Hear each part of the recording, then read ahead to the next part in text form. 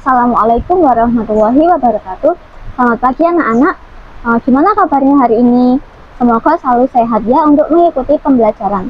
Oke, karena kali ini Ibu tidak bisa hadir secara langsung di kelas untuk mengajar kalian, materinya Ibu sampaikan lewat video ini ya. Tapi kali ini Ibu tidak sendirian, tapi Ibu ditemani oleh kakak-kakak cantik dari UNESA yang akan membantu kita untuk belajar. Nah, sebelum mulai, baiknya kita kenalan dulu gak sih sama kakak-kakaknya? Yuk kenalan. Hai. Halo adik-adik, kalian bisa panggil aku Kak Indar. Halo adik-adik, kenalin namaku Kak Priska. Halo adik-adik, kalian bisa panggil aku Kak Neta.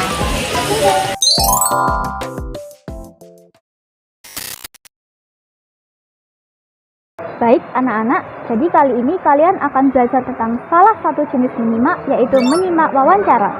Simak penjelasan dari kakak-kakaknya ya. Kira-kira adik-adik tahu nggak ya wawancara itu apa? Yuk kita simak penjelasan selanjutnya. Hah? Wawancara? Jadi adik-adik, wawancara adalah situasi berhadap-hadapan antara pewawancara dan narasumber yang bertujuan untuk mencari informasi dan data.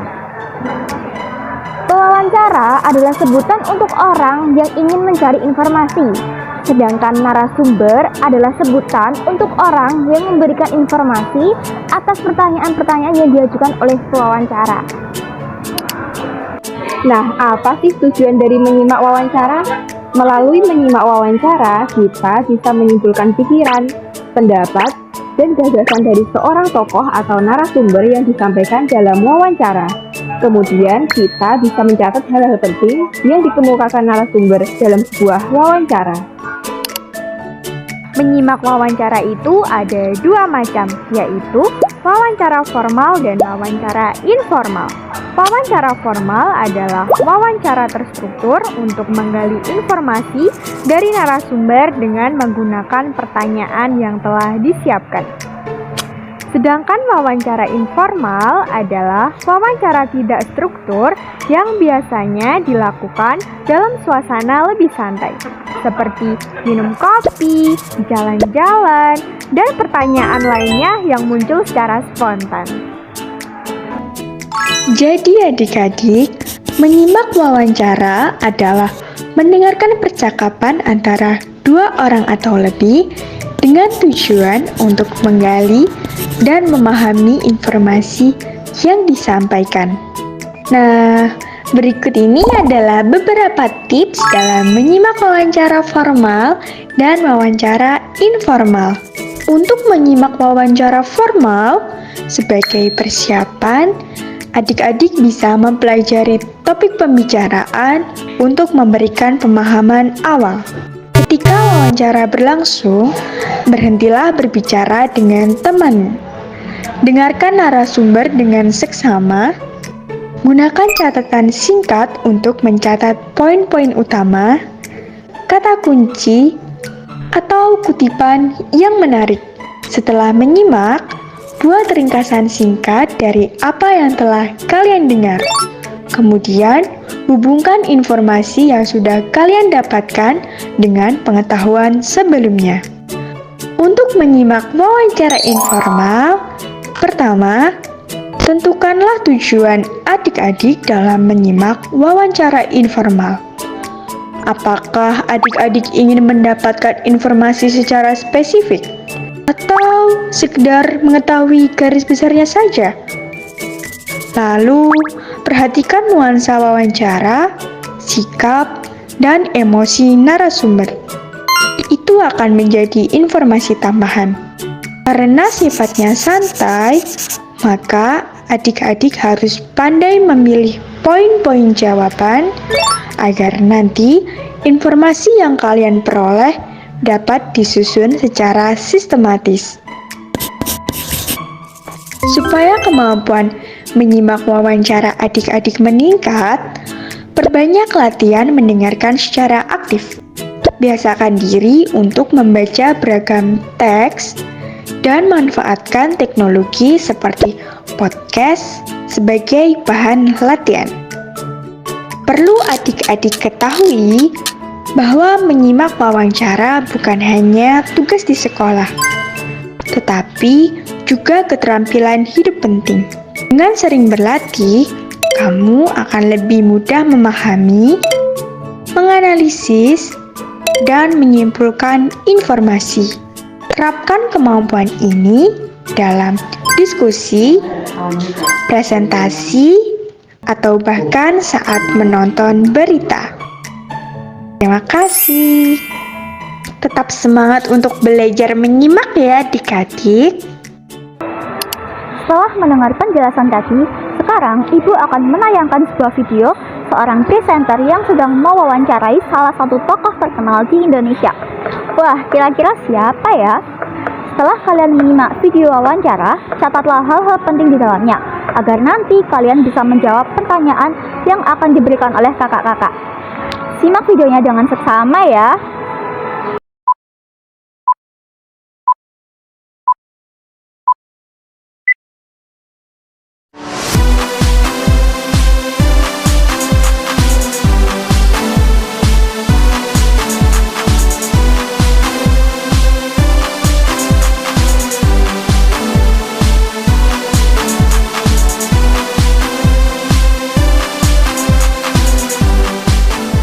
Sobat muda, nah sekarang saya lagi di kediamannya Pak Habibie nih, pengen banget ngajak-ngajak ngobrol beliau. Nah, kira-kira Bapak Habibie ada di mana ya? Katanya sih lagi di taman, yuk kita cari.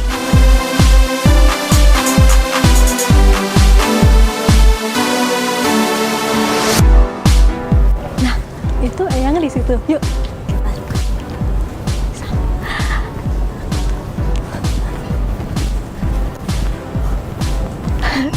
Assalamualaikum Eyang, selamat sore. Gimana kabarnya Eyang? Baik. Oh iya, kemarin sempat ini ya, aku sempat dengar kalau Eyang tuh habis ulang tahun ya? Ya, Iya. 82 tahun. Oh, alhamdulillah, sehat-sehat terus ya Eyang ya. Ya. Nah, saya Ilvi dari SMA Pradita Dirgantara. Ya.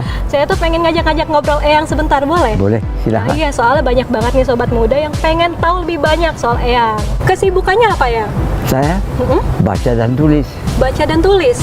Oh, itu setiap hari itu harus. Ya, dan ketemu orang yang membutuhkan nasihat. Oh begitu. Nah, ngomong-ngomong soal nasihat nih, banyak banget nih saya yang pengen saya dengar nasihatnya dari Eyang nih sebagai generasi muda zaman sekarang gitu. Nah, pertanyaan pertama Yang, kapan sih Eyang pertama kali tertarik sama pesawat terbang? Pertama kalinya? Waktu saya kecil, Dari kecil? dari taman kanak-kanak, tapi bukan pesawat terbang. Oh, bukan. Saya menjadi insinyur. Insinyur. Nah, dari sarana transportasi yang sebanyak itu, ada mobil, ada mungkin kereta api. Nah, kenapa pesawat terbang yang Eyang pilih menjadi passion Eyang?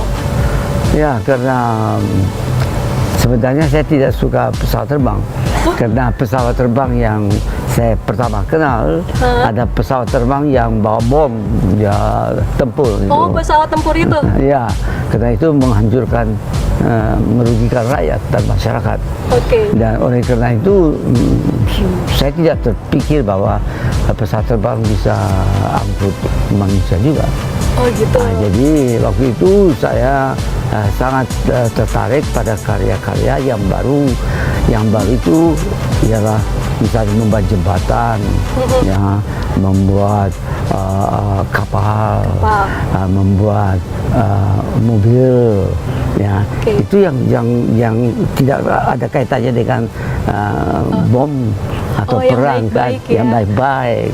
Ya, Betul. jadi saya agak alergi terhadap itu. Tetapi kelak karena ibu saya dari Jawa Tengah, dari Jogja, dan ayah saya dari Gorontalo, keturunan Bugis, maka saya waktu pergi ke Gorontalo naik kapal, lama banget ya, dan banyak kawan-kawan itu.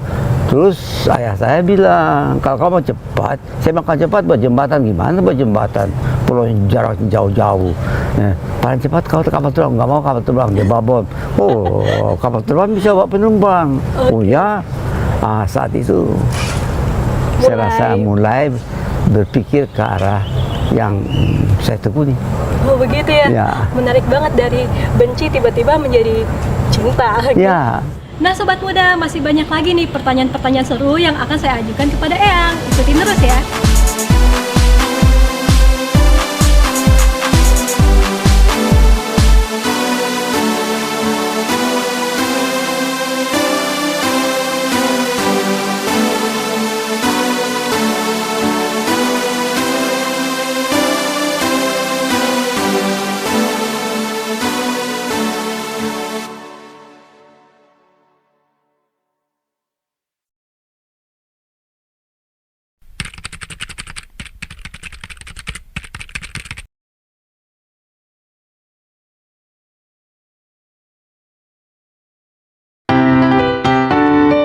Pertanyaan pertama, siapakah nama lengkap narasumber dalam video tersebut?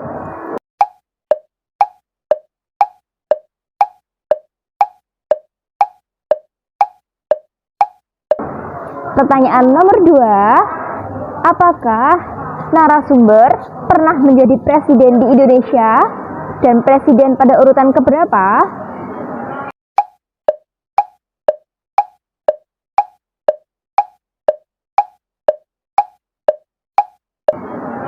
Nomor 3, berapakah usia narasumber dalam video tersebut?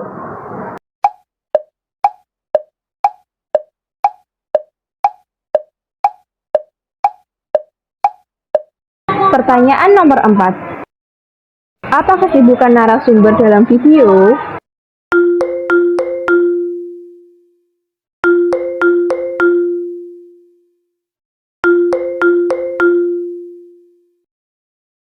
Nomor 5, di manakah tempat wawancara menimba ilmu?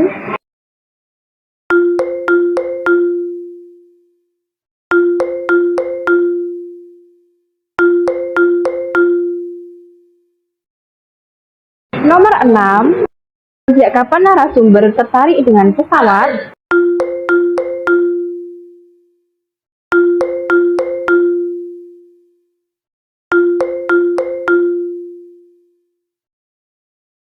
Pertanyaan yang ke-7, mengapa narasumber lebih memilih untuk membuat pesawat terbang dibandingkan kendaraan yang lain?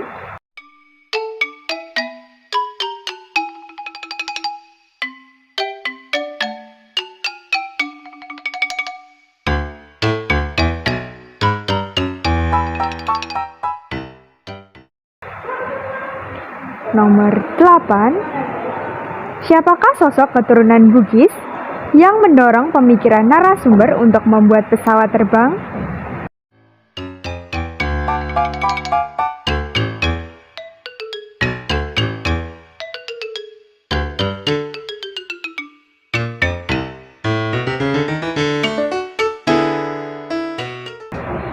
Dan yang terakhir, di saat perjalanan menaiki kapal, apakah yang membuat narasumber terpikir untuk membuat pesawat terbang?